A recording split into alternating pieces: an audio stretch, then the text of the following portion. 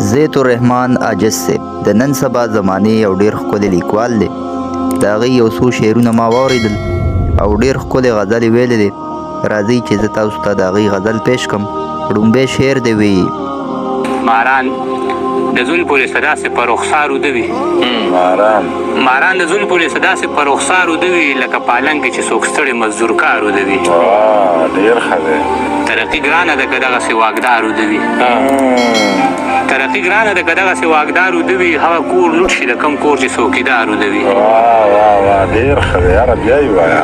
ترقي ګرانه ده که دغسې واکدار اوده وي، هغه کور لوټ شي د کوم کور چې څوکیدار اوده وي. ډېر ښه دی. مننه چې مې رقیب کله په غېږه کې د یار اوده وي.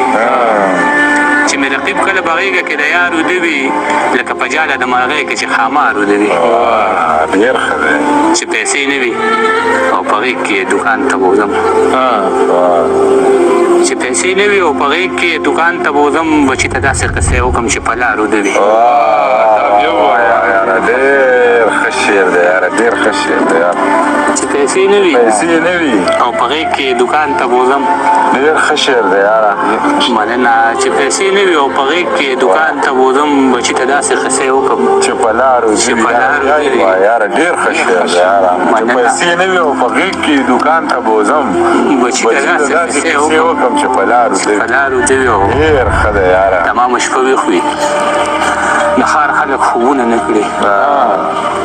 تمامه شپه ویښ وي، د ښار خلک خوبونه نه کړي، خو چې پښتون څوک قتلوي نو تمام ښار اوده وي. تمامه شپه ویښ وي، د ښار خلک خوبونه نه کړي، خو چې پښتون څوک قتلوي نو تمام ښار اوده وي.